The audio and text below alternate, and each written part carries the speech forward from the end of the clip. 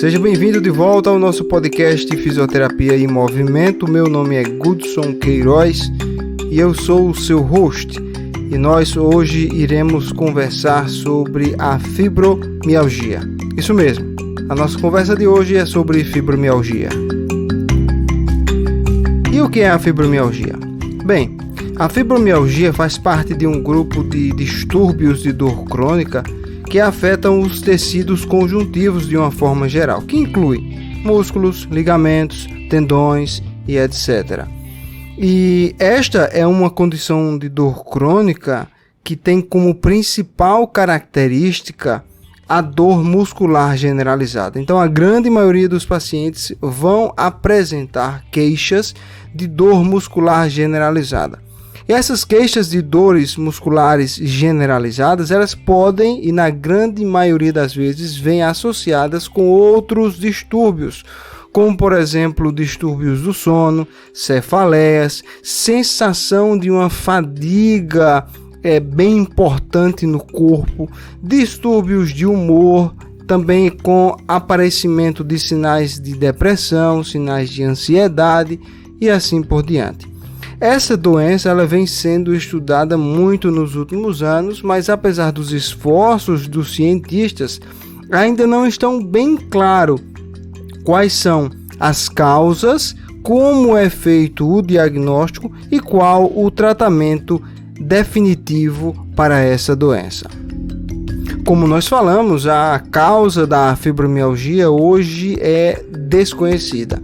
Nós sabemos que vários fatores físicos e emocionais, tais como, por exemplo, infecção, uma lesão por trauma ou um estresse, podem desempenhar um papel importante no desencadeamento dos sintomas, embora muitos dos pacientes não relatem esse tipo de evento e alguns dos pacientes tenham até um relato de uma história de dor crônica por muito tempo.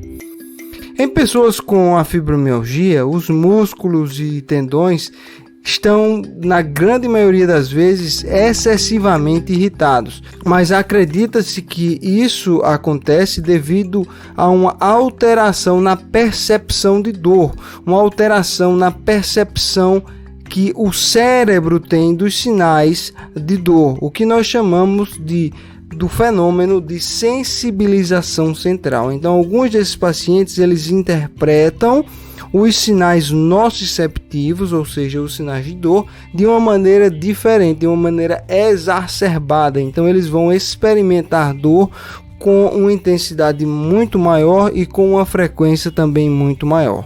Outras condições também podem se desenvolver como resultado de uma hipersensibilização central, incluindo, por exemplo, a síndrome do intestino irritável, a síndrome da fadiga crônica, que também é conhecida como encefalomielite miálgica ou síndrome da fadiga crônica, um nome um pouco mais fácil. Também outras desordens podem estar associadas, como por exemplo as cefaleias crônicas, as dores pélvicas e viscerais crônicas e também as dores na mandíbula e a dor na face, alguns distúrbios de uma articulação que nós chamamos de ATM. Mas não há uma explicação como e o porquê a sensibilização central se desenvolve em algumas pessoas. A teoria mais plausível sugere que existe um componente genético importante, o que significa que algumas pessoas estão predispostas a ter uma sensação de dor aumentada, ou seja, a experimentar a dor de uma maneira exacerbada. Geralmente, pessoas com um pai ou um irmão que apresentam a mialgia têm uma maior chance de desenvolver essa doença. Em alguns casos, vários fatores estressantes podem facilitar o aparecimento da fibromialgia e nós aqui podemos citar, por exemplo, alguns tipos específicos de infecção, algumas infecções virais. A doença de Lyme também pode desencadear, que é uma doença que é ocasionada por um carrapato. As doenças que envolvem algum tipo de inflamação articular, por exemplo, a artrite reumatoide ou o lúpus eritematoso sistêmico, algum trauma físico, algum distúrbio emocional, na grande maioria dos pacientes que apresentam a fibromialgia tem algum grau de envolvimento emocional por trás. Às vezes a perda de um parente, às vezes um matrimônio que não vem sendo manejado de uma forma muito agradável, às vezes alguns distúrbios do sono. Todos esses fatores parecem desencadear o desenvolvimento da fibromialgia.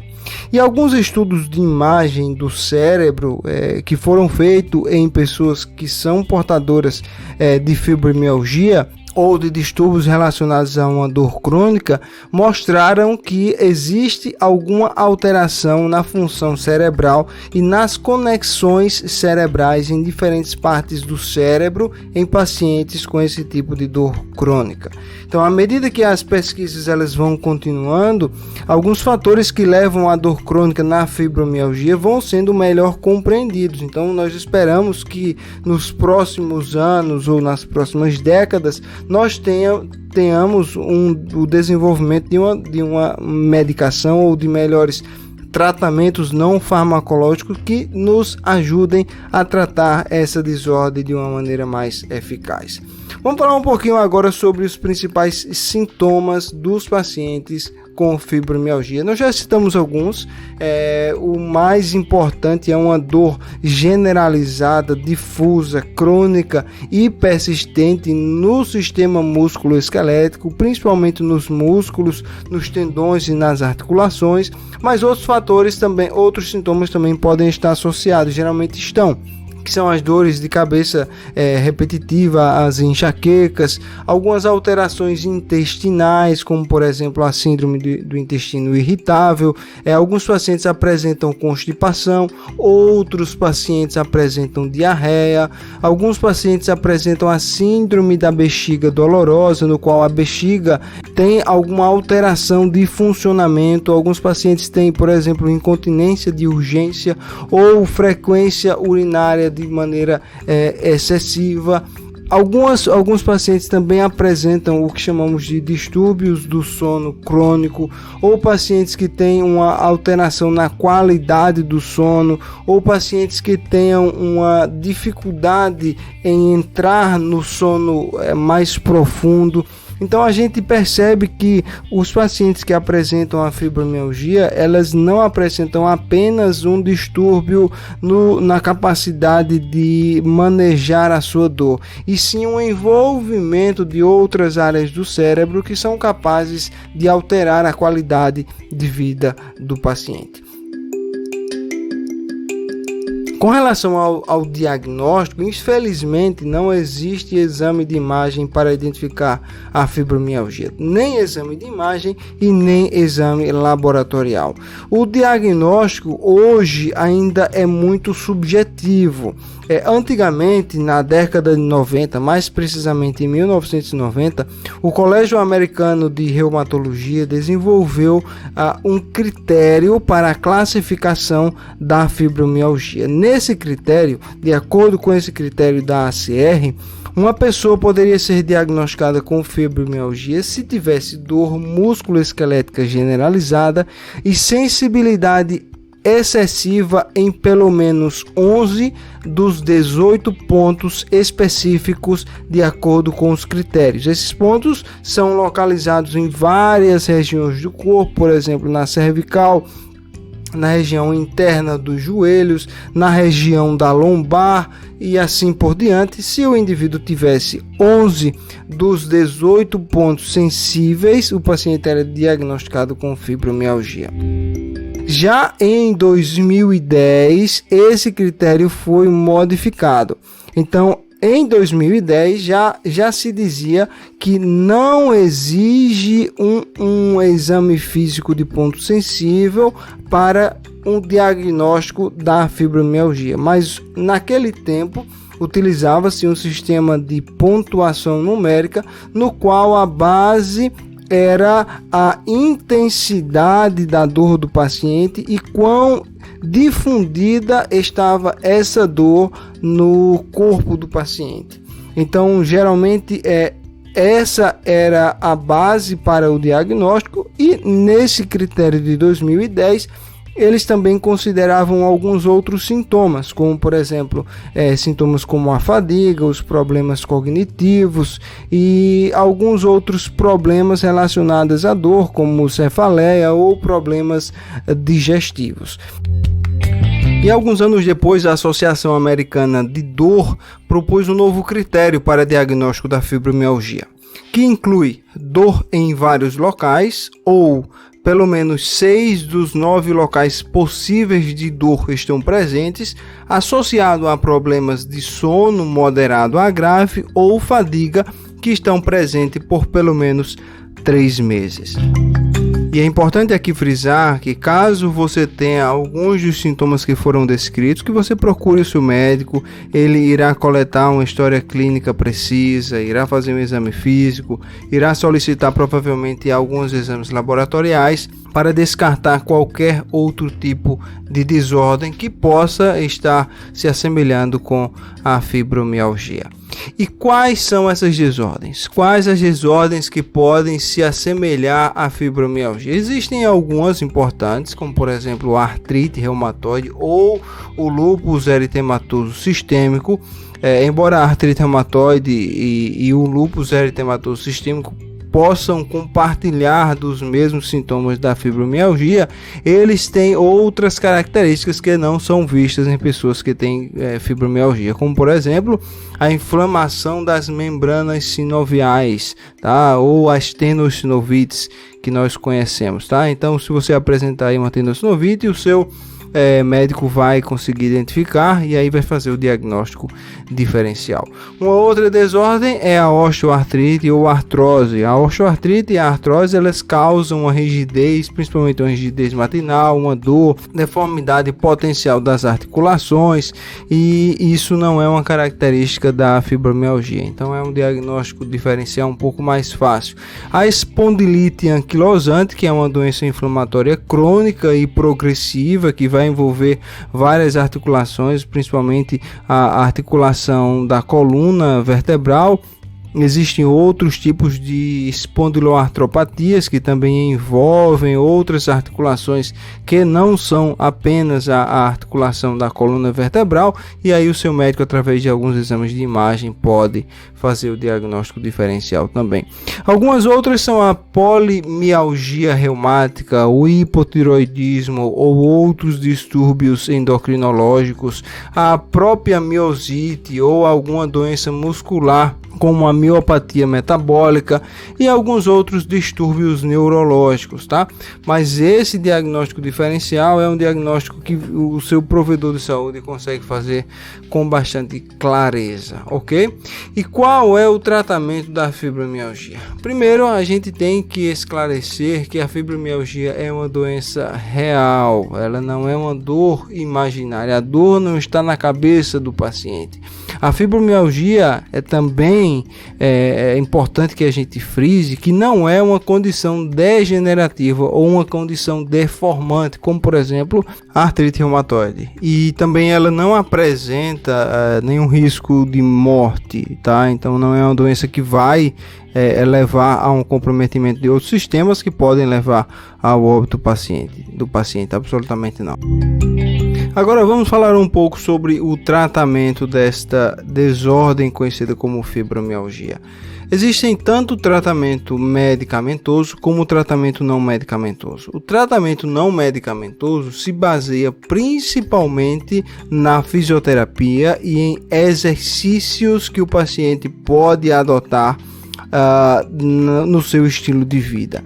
Exercício é extremamente importante para os pacientes. Existem vários tipos de exercício. Os exercícios que os pacientes com fibromialgia mais se beneficiam são os exercícios aeróbicos associados a um treino de força, ou seja, exercitar-se de maneira regular por exemplo, fazendo uma caminhada, fazendo uma natação ou andando de bicicleta de uma maneira intensa, claro que inicialmente de uma forma progressiva, ajuda muito a melhorar o sistema cardiovascular, a melhorar a percepção da dor desse paciente e a reduzir também os níveis de dor muscular, melhorar a força muscular e a aptidão física ou condicionamento.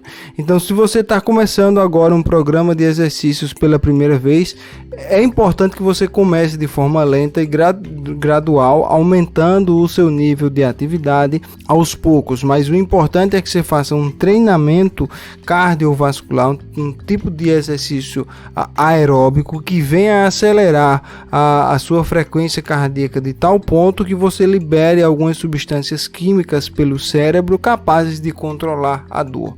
E os programas de fortalecimento também são extremamente importantes.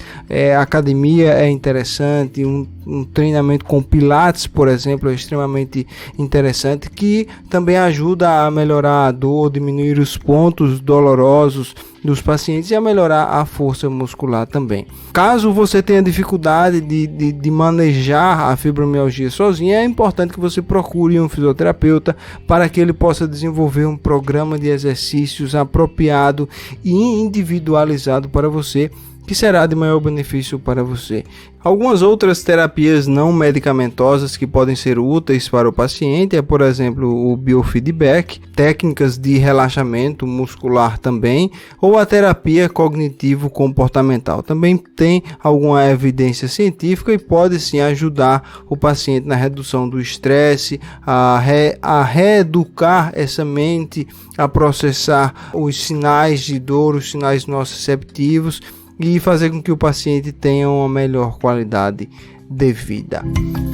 Com relação ao tratamento medicamentoso, ele se dá principalmente baseado em antidepressivos, e aí existem várias classes de diferentes medicamentos antidepressivos que são utilizados para tratar a depressão e geralmente auxiliam o paciente com fibromialgia a lidar com essa dor. Existem aqueles inibidores da recaptação de serotonina, existem aqueles antidepressivos tricíclicos que também são utilizados com bastante frequência nesses pacientes, e esses pacientes geralmente sentem um alívio nos sintomas depois da utilização dessas drogas. Outros medicamentos que podem ser utilizados são os anticonvulsivantes, que são certas drogas que são utilizadas para melhorar a qualidade de sono e aliviar a dor do paciente. E essas drogas nós podemos incluir, por exemplo, a pregabalina ou a gabapentina, e acredita-se que essas duas medicações podem aliviar a dor, bloqueando, por exemplo, certos produtos químicos que aumentam a transmissão de dor nos pacientes. Alguns efeitos colaterais mais comuns dessas medicações podem incluir, por exemplo, a sedação ou tontura, o ganho de peso, e alguns pacientes podem desenvolver algum tipo de edema, de inchaço nos membros inferiores. No entanto, a maioria dos pacientes toleram bem esses dois medicamentos.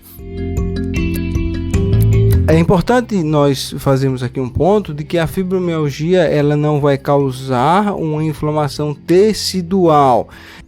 Então, geralmente os anti-inflamatórios não esteroides, como por exemplo o ibuprofeno ou os anti-inflamatórios esteroides, geralmente não são eficazes para o manejo, o tratamento da fibromialgia. Alguns outros medicamentos analgésicos podem ser utilizados, podem ser prescritos para o paciente, mas com evidência um pouco mais baixa.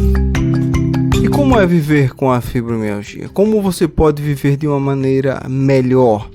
A maioria das pessoas com fibromialgia vai continuar a ter dor crônica e a ter fadiga ao longo de suas vidas. No entanto, a maioria das pessoas é capaz de trabalhar, de fazer atividades normais, de viver uma vida de uma maneira muito próxima da vida normal.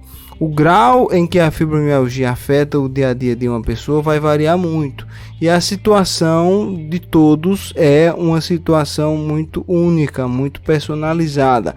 Então você deve trabalhar com o seu médico e com outros profissionais de saúde, com o seu educador físico, com o seu fisioterapeuta, para que eles possam entender a sua condição e gerenciar os seus sintomas para que você tenha uma qualidade de vida melhor, para que você consiga realmente lidar com essa desordem sem que isso venha a prejudicar muito a sua vida.